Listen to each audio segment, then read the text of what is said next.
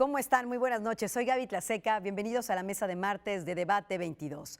Las complejidades geopolíticas entre Rusia y Ucrania no comenzaron este pasado 24 de febrero, cuando inició la invasión de Rusia a Ucrania. Tiene antecedentes de mucho tiempo atrás. Esta relación entre dos miembros fundadores de la Unión Soviética tiene momentos claves que hoy alcanzan, como lo hemos visto, un punto álgido que algunos temen pueda convertirse en la mayor acción militar en Europa desde la Segunda Guerra Mundial. Términos como crímenes de guerra, genocidio, empiezan a cobrar importancia en la comunidad internacional. Mientras, pues muchos se preguntan cuál es realmente el papel y el peso que tiene una organización como la ONU para la solución de los conflictos. Para hablar de este tema, me da mucho gusto recibir en este estudio a Beata Wojna, quien es exembajadora de Polonia en México y una experta en temas internacionales. Beata, ¿cómo estás? Qué gusto. Buenas noches, Gaby. Un gusto saludarte. Pues para platicar de este tema, ¿cómo entender, Beata, este conflicto a más de 60 días en una guerra que nadie sabe cuándo podría terminar? Mira, pues la verdad es que el tema es muy complejo, efectivamente, como tú has mencionado, la guerra, el conflicto tiene pues varias raíces, pero lo que preocupa a todos obviamente es cómo acaba cuando acaba, porque claro, estamos viendo con claridad que es una guerra que se está prolongando después de una expectativa inicial para Rusia de que iba a ser una guerra corta, se está convirtiendo en una guerra larga. A lo largo de esos 60 días ha habido varios cambios en la estrategia rusa, en la estrategia militar de Rusia, que tuvo que ajustarse básicamente al hecho de que no pudo conquistar a Ucrania rápido, no lo pudo hacer, no pudo doblegar a la capital ucraniana ni la mayoría de las ciudades grandes. Y a raíz de eso, después de una fase inicial de la guerra, Rusia ha pasado a otra fase que era de bombardeos precisamente en las ciudades más grandes ucranianas. Y hoy en día vemos con claridad que Rusia pues, ha perdido esas grandes batallas que ha intentado desarrollar, se ha replegado hacia los terrenos que más le interesan, que es Ucrania Oriental y Ucrania del Sur. Y es ahí donde precisamente se desarrolla la principal batalla. Hay un frente largo en Donbass de 480 kilómetros y a lo largo de este frente pues básicamente las Fuerzas Armadas rusas intentan avanzar, mientras que las Fuerzas Armadas ucranianas pues intentan defender ese territorio de la invasión rusa. Y por otra parte en el sur pues la ciudad de Mariupol, que hemos visto desde el comienzo de la guerra, ha tenido pues bombardeos, ha sufrido bombardeos. Hoy está prácticamente ocupada con un pequeño reducto en la fábrica de Azovstal, donde están las Fuerzas Armadas ucranianas y los civiles. Y además hemos escuchado en los tiempos recientes de que Rusia quiere extender ese territorio, digamos, que intenta ocupar a la parte que iría hacia Naddnistria, que es una parte que pertenece a Moldova, donde se encuentran desde hace ya muchos años Fuerzas Armadas rusas, donde hay almacenes del armamento viejo de la Unión Soviética, y eso significaría ocupar también el puerto de Odessa. Con la intención obviamente de cortar ese acceso al mar a Ucrania, lo cual a mediano largo plazo tendría consecuencias muy negativas para la economía ucraniana, porque sin acceso al mar, sí, básicamente, claro, pues este país no podría exportar de forma tan fácil como lo hizo en el pasado, básicamente sus productos principales, que son los cereales, que recordemos Ucrania es uno de los principales productores de trigo, de cebada y también de girasol, ¿no? Sí, entonces situación que ya le está pegando al mundo entero, porque son grandes exportadores de esta materia prima. Dijiste algo bien importante, Beata. Rusia creía que iba a ser una guerra corta. Sin embargo, estamos hablando de que se están enfrentando el ejército número 21 del mundo, que es el ejército ucraniano, contra el número 2 del mundo, que es el ejército ruso. ¿Qué ha jugado en ese sentido para aguantar esta ofensiva, independientemente, desde luego, que juega de manera importante la ayuda económica y militar por parte de Occidente y de la OTAN? Mira, hay varios factores. Y en esos 60 días claramente hemos visto que se ha caído el mito del poderoso ejército ruso, que es un golpe duro obviamente al poderío de la Federación Rusa. Ahora bien, hay varios factores aquí en juego y tú has mencionado uno de ellos. El apoyo militar que han proporcionado los países occidentales en forma de armamento a Ucrania y también una preparación que han vivido las Fuerzas Armadas ucranianas durante los últimos 8 años, desde 2014, porque no olvidemos, Rusia ya ocupó un territorio ucraniano, Crimea, en febrero de 2014. Y entonces a partir de ahí empezó pues básicamente una guerra, igualmente en la parte de Ucrania Oriental, y a raíz de eso, pues las Fuerzas Armadas ucranianas se han estado preparando, porque pues han tenido una guerra civil básicamente en su territorio durante los últimos 8 años. Y aparte de eso, hay varios elementos, varios errores que han cometido Fuerzas Armadas rusas en esa guerra, que han revelado que desde el punto de vista de la planificación estratégica, desde el punto de vista de la logística, desde el punto de vista de coordinación de las Fuerzas Armadas, hay varios fallos, ha habido varios fallos que básicamente han obligado a Rusia a ajustar su estrategia y no han logrado las Fuerzas Armadas rusas sus objetivos iniciales. A todo eso habría que sumar también que, bueno, siempre es más difícil atacar que defenderse en ese sentido, sobre todo si se cometen errores, y los ucranianos han demostrado pues también un gran valor. Cuando hablamos de una guerra, yo diría hay dos factores importantes a tomar en consideración. El primero de ellos es la voluntad, el valor, y el segundo son los recursos que se tienen, sí, ¿no? sí, sí. Entonces, en ese sentido, pues hay desequilibrios que hemos visto, pero que han jugado hoy en día a favor de Ucrania, básicamente, y Rusia, a pesar de que ser un ejército, digamos, de los más poderosos del mundo, Sí. pues no ha logrado sus objetivos militares precisamente a raíz de esos errores y una evaluación totalmente equivocada de cómo se van a comportar los ucranianos, tanto las Fuerzas Armadas como los civiles, y también cómo va a reaccionar el Occidente. O sea, lo que esperaba Rusia es que los ucranianos van a dejar el país, digamos, fácilmente. Así es. Y el Occidente no va a reaccionar, o va a reaccionar poco, como lo hizo en el año 2014, pero eso fue una gran equivocación de Rusia. Y es que la comunidad internacional dijo, nos tomaron sorprendidos cuando se anexaron Crimea, esto no va a volver a suceder. De hecho, de ahí parten también los famosos acuerdos de Minsk. Yo te preguntaría, Beata, escuchamos mucho las razones y los motivos, la lectura que le da Occidente a esta invasión, a esta guerra en Ucrania, pero poco escuchamos de los motivos o de las razones de Rusia, más que el discurso de que Putin quiere entrar a desmilitarizar, a desnazificar y a desarmar Ucrania bajo el pretexto de que a los propios ucranianos que no quieren estar en su territorio, pues los tienen en guerra permanente. ¿Qué hay de esto? Mira, pues si vemos cómo se ha comportado Rusia básicamente en Europa Central y Oriental, pues es una gran potencia que siempre ha intentado pues tener control en su zona de influencia, en lo que llaman las grandes potencias su zona de influencia.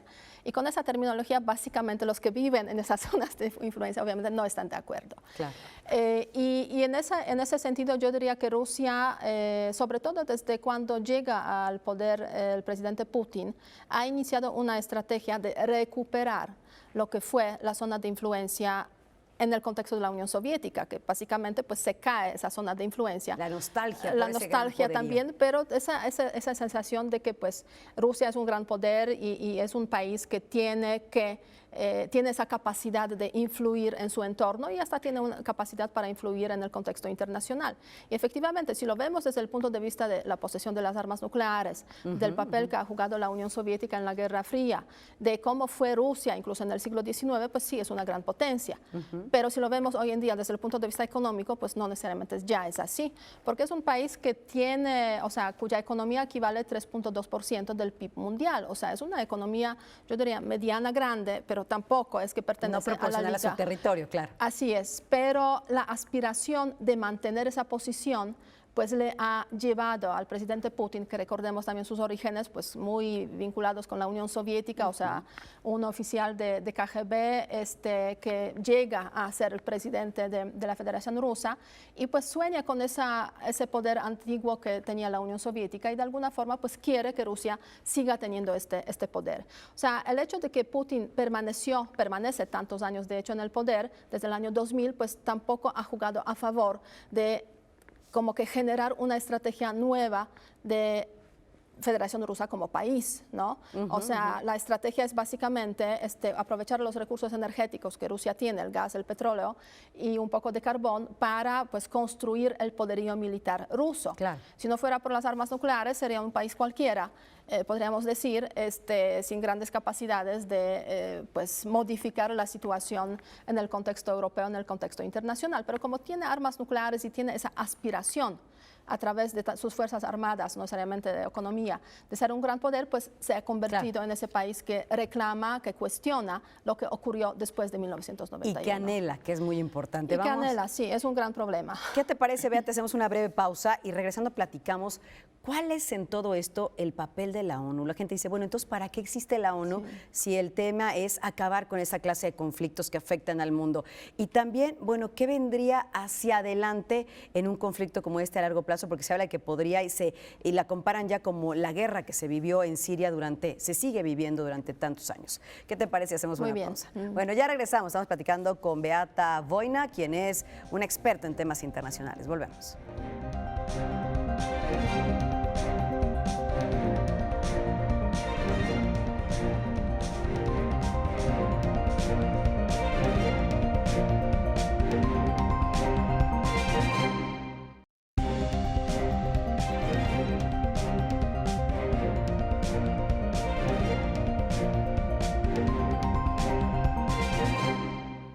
Estamos hablando sobre el conflicto en Ucrania, esta invasión de Rusia a este país que ya lleva más de 60 días. Beata, decíamos antes de ir a una pausa que hay muchas cosas que conversar, pero una de las que considero más importantes es cuál es el papel de la ONU. ¿Qué papel juega como conciliador, como gran organismo para concretar la paz? Que hemos visto que sus acciones incluso no son vinculantes, porque la gente entonces sí se pregunta, bueno, ¿para qué sirve una organización como esta? Sí, la verdad es que todos esperan que las Naciones Unidas pues solucionen los conflictos, las guerras, sobre todo el Consejo de Seguridad de las Naciones Unidas, que es precisamente el órgano encargado de solucionar los conflictos. Y hoy sabemos con claridad, y lo sabemos desde hace muchos años, que los conflictos en los cuales están involucrados los miembros permanentes del Consejo de Seguridad no se solucionan a través de las Naciones Unidas. Y esa es una realidad que hemos visto y que se repite nuevamente en el contexto de la guerra de Rusia contra Ucrania. Recordemos que la guerra estalla en febrero, 24 de febrero, justo en el mes cuando Rusia preside el Consejo de Seguridad de las Naciones Unidas, una gran paradoja de un país que debería preocuparse por la paz mundial y justo en el mes de su presidencia pues decide invadir a su país, a su vecino. Hasta ahora yo diría el Consejo de Seguridad y en general las Naciones Unidas junto con la Asamblea General han jugado solamente el papel para mostrar cuáles son los ánimos de la sociedad internacional, de la comunidad internacional frente a la guerra de Rusia contra Ucrania. Si me opongo, me abstengo. Sí, ¿no? Pero eso es importante, porque sí, muy eso es importante porque son como voces claras, señales claras realmente de qué piensa la comunidad internacional sobre la guerra. Y ahí ha habido hasta ahora 3 votaciones en la Asamblea General de las Naciones Unidas sobre el tema de la guerra. En 2, claramente, hay una condena de la comunidad internacional, los 140 países votaron contra la invasión de Rusia a Ucrania, votaron a favor también de la ayuda humanitaria, una resolución que propuso Francia y México en ese contexto. Cierto, sí. Y otra resolución sobre la suspensión de Rusia en el Consejo de Derechos Humanos, precisamente por las violaciones visibles de los derechos humanos y la invasión a Ucrania. Esa tercera resolución pues, ha generado más divisiones, aunque igualmente más de la mitad de los países de la Asamblea General han condenado a Rusia y han apoyado la suspensión de la participación de Rusia en el Consejo de Derechos Humanos. Entonces son símbolos que hablan mucho, importan mucho, pero la verdad es que las Naciones Unidas como tales no logran solucionar esa guerra. Esta semana justamente vamos a tener, o sea, en esos próximos días vamos a tener la visita del secretario general de las Naciones Unidas, Antonio Guterres, en Rusia y en Ucrania. O sea, hay anuncios de esta naturaleza. El secretario general, que obviamente pues está desesperado para hacer algo por frenar esa guerra, por solucionar, por sentar a las partes para que negocien, y que hasta ahora no ha podido realmente pues hacer nada en ese contexto porque básicamente Rusia no está de acuerdo. Claro, ni Macron ni Erdogan han podido fungir como estos grandes mediadores y justamente Antonio Guterres va primero a hablar con Erdogan y luego justamente con Putin y Zelensky. En este sentido y en este contexto, Beata, ¿qué implica hablar, porque lo ha dicho la propia Organización Nacional de las Naciones Unidas, la ONU, de crímenes de guerra y por qué se habla también de que pueden pasar años para que se llegue una resolución que tenga un impacto sobre el país que los está cometiendo? Mira, el tema de los crímenes de guerra es un tema gravísimo. Sí. porque estamos viendo claramente en el territorio de Ucrania, en el terreno donde han estado antes las Fuerzas Armadas rusas, que se han retirado, que se han cometido crímenes de guerra. ¿Qué significa eso? Que se han tratado a la población civil de forma incorrecta, incluso realizando ejecuciones, realizando violaciones de las mujeres, muchos casos, muchos testimonios en ese sentido, y también torturas. O sea, todo eso no se debe hacer en el contexto de la guerra. Las guerras tienen también sus leyes. Es derecho internacional humanitario, básicamente, que define cómo se debe y no se debe llevar a cabo una guerra. Y en ese sentido, violaciones del derecho internacional humanitario significa, pues, posibilidad de enfrentarse precisamente con los juicios internacionales. Tenemos la situación de derecho internacional humanitario, crímenes de guerra. También eso puede ir incluso más allá de crímenes de guerra, cuando nos encontramos con las situaciones, por ejemplo, de genocidio, o sea, la política de eliminación, de exterminio planificado de un grupo nacional, étnico, racial, religioso. Yo diría que lo que vemos hoy en día en el territorio de Ucrania, en el contexto de la guerra de Rusia contra Ucrania, sin duda son crímenes de guerra. En cuanto al genocidio, pues la verdad es que las instituciones correspondientes tendrían que definirlo y sí, efectivamente, a veces eso puede llevar muchos años. ¿Cuáles son esas instituciones? Corte Penal Internacional, que en la Haya, que básicamente ya lleva a cabo una investigación al respecto. Hay también una comisión independiente que fue creada por el Consejo de Derechos Humanos en el marco de las Naciones Unidas para investigar igualmente el tema de los crímenes de guerra, de genocidio, o sea, todas las violaciones que se están cometiendo en ese contexto.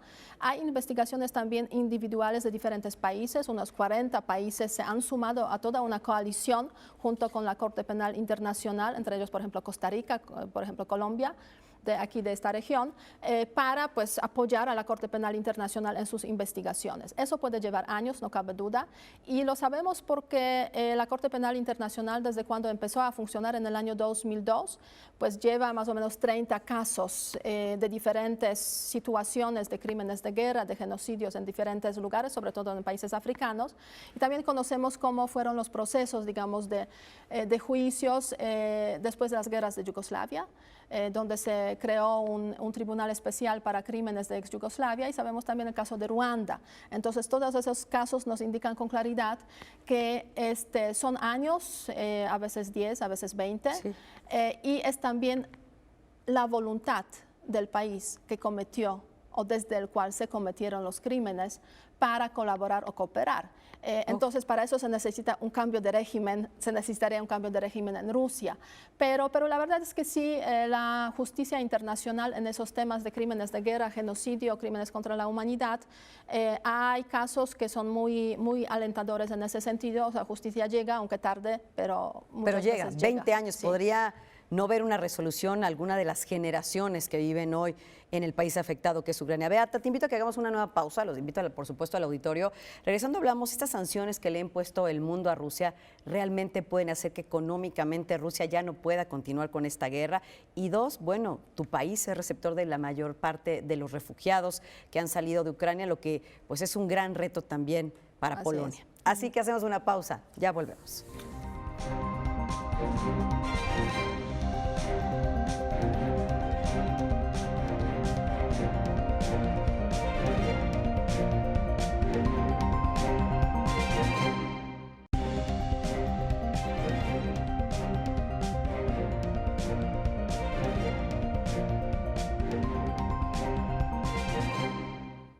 Platico con Beata Wojna, quien es experta en temas internacionales, ex embajadora de Polonia en nuestro país. Las sanciones a Rusia sí lo están ahorcando a llevar un punto, a decir, económicamente no podemos seguir con esta guerra, que sería una de las maneras de intentar pues acorralar justamente al régimen de Rusia, al Kremlin. Sí, yo creo que sí. O sea, las sanciones, la respuesta del Occidente se ha concentrado precisamente en las sanciones fuertes hacia Rusia y Bielorrusia también, porque es el país que ha estado apoyando claramente a Rusia. Y en ese sentido, pues hay todo un conjunto de sanciones, una lista larguísima de las financieras, de las comerciales, cierres de espacios aéreos, sanciones personalizadas, 1.500 personas en la lista de los sancionados, y un poco, aunque no del todo, las sanciones energéticas, digamos, en sector energético, que la verdad es que apenas se ha empezado con ese tema y vamos a ir ir viendo cómo se desarrolla el asunto energético. Pero sí, las sanciones económicas que han sido criticadas en muchos países, por ejemplo, aquí en México se ha considerado que no sirven, que no se debería usarlas. La verdad es que pregunta entonces qué hacer, dejarlo a Putin así sin nada, o sea, invitándole a dialogar. Pues hemos visto que esa estrategia no ha funcionado hasta ahora y hemos visto también que las pocas sanciones o las sanciones suaves, como fue el caso de 2014, Crimea, después de Crimea, no han funcionado tampoco. Por eso hemos llegado al punto donde estamos, con la guerra de Rusia contra Ucrania. Entonces, la respuesta fuerte, que básicamente consiste en impedir que Rusia pueda usar sus activos de los bancos, del Banco Central principalmente, porque han sido congelados esos activos internacionales, y no pueda desplegarse, digamos, más en esa guerra contra Ucrania o incluso ir más allá de Ucrania, que es el gran temor también del Occidente, de que esta guerra podría extenderse más allá del territorio de Ucrania. Y otros territorios. Otros territorios, incluida por ahí Polonia incluso. ¿Qué es lo que se espera de las sanciones o qué es lo que ya están provocando las sanciones en Rusia? Pues básicamente la previsión del crecimiento pues, ha bajado obviamente mucho. Hay diferentes estimaciones de diferentes organismos internacionales que van de 5 hasta 15% del bajón en el PIB de Rusia, lo cual sí es bastante, es mucho, se podría decir incluso. Hay inflación que Rusia dice que la ha logrado de alguna forma controlar, pero bueno, la verdad es que los rusos ni siquiera pueden cambiar su rublo a moneda extranjera, entonces pues sí, es un cambio muy típico de la época comunista que yo recuerdo muy bien, que el banco, en los bancos del dólar pues costaba tanto, pero había un mercado negro muy fuerte, por supuesto, entonces el precio era muy distinto. Entonces, la inflación, escasez de productos, porque el comercio pues se ha interrumpido también con muchos países occidentales, y desempleo. ¿Por qué? Porque muchas empresas occidentales han salido de Rusia, hay más de 400 empresas que han salido de este país y sobre todo en las ciudades grandes, sí esas salidas han generado y están generando pues, el desempleo entre la sociedad rusa. Entonces, esas son principalmente esas sanciones que han conducido básicamente a que Putin incluso en su discurso oficial, en sus discursos oficiales, hable de que los rusos van a vivir el desabasto, la inflación y desempleo, preparándolos precisamente para esa situación tan dura que están viviendo. O sea, ni siquiera pueden usar sus tarjetas de crédito de Mastercard o de Visa porque ya esas empresas no están funcionando ahí en Rusia. Nos quedan 3 minutos, Beata, pero yo quisiera preguntarte, tu país, Polonia, hace una gran frontera con Ucrania. Ustedes han sido los mayores receptores, 3 millones de personas de estos refugiados que han salido de Ucrania, porque desplazados internos en Ucrania hay cerca de 10 millones. ¿Cómo vive tu país esta situación cuando es un tema de una reconfiguración social? Porque tu país les brinda absolutamente todos los derechos y garantías que tiene un ciudadano polaco. Sí, incluido el CURP.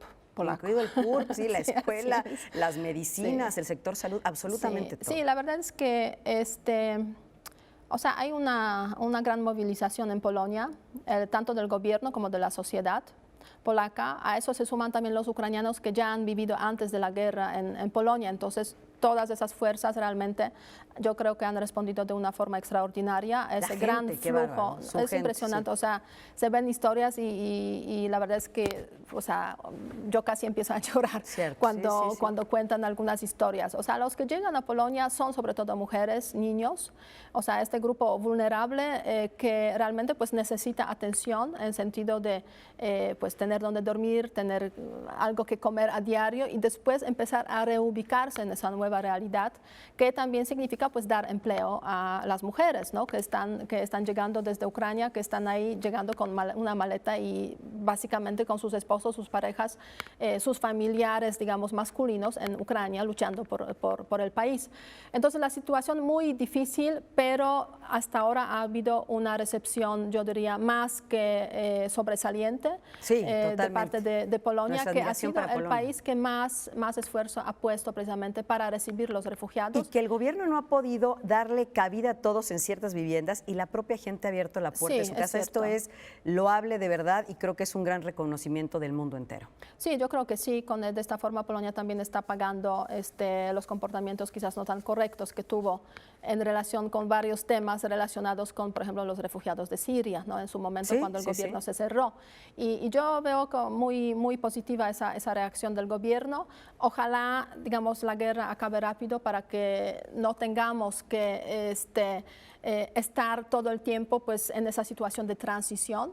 Muchas personas que han llegado seguramente van a querer regresar a Ucrania, habrá que reconstruir Ucrania. Hay algunos retornos, sí, a ciertas partes que no están, como tú bien sabes, en guerra, pero lo que también hay que decir es que la guerra siempre la sufren más, como siempre, los pobres, los que no han tenido recursos para poder llegar a las fronteras con Polonia o con cualquiera otro de los países que están justamente cerca, son los que se han tenido que quedar a sufrir la devastación de Kiev, de las regiones separatistas y bueno, de otras, Mariupol y de otras regiones. ¿No? Beata, muchas gracias. Algo más que quieras agregar. Contigo siempre nos va a faltar tiempo, pero ya haremos una segunda parte. Hay muchas aristas de esa guerra, no cabe ninguna duda. El tema humanitario es el que más preocupa porque los ucranianos han decidido luchar por su país, a pesar de que el costo humanitario es gigantesco. Y después la comunidad internacional tendrá que apoyar. El presidente Zelensky ya dijo, pues necesitaremos al año como 9.000 millones de dólares para la reconstrucción. Y es una suma gigantesca durante varios años, porque Ucrania en esa guerra está perdiendo 18 años de su desarrollo económico, como calculan las Naciones Unidas en ese momento. Sí, ¿qué palabras, en 3 palabras, te merece el presidente Zelensky? ¿Cómo lo describes? Ha logrado ser líder en esa situación dramática. Antes de la guerra tuvo poco apoyo, realmente 26% de los ucranianos le daban, digamos, ventaja, le daban su apoyo. Con la guerra ha demostrado que es capaz de mover a la sociedad, unir a la sociedad y pues defender de esta forma al país. Yo creo que es loable este logro. Después de la guerra quizás habrá más divisiones, habrá problemas, pero la verdad es que en esos tiempos él ha sido un personaje clave para resistir frente a Rusia. Un hombre que salió de ser un comediante que jugaba a ser presidente a enfrentar la mayor crisis de este país. Que puede vivir un país. De todos los tiempos, que puede vivir un país. Beata, muchísimas gracias. Estaremos pronto siendo, les prometido, una segunda parte. Te agradezco mucho la conversación. Muchas gracias. Beata Wojna, quien es una experta en temas internacionales, como ya la escucharon, y ex embajadora de Polonia en nuestro país. Así que sabe y bien de estos temas. Soy Gaby Tlaseca, gracias por su atención. Nos vemos el próximo martes.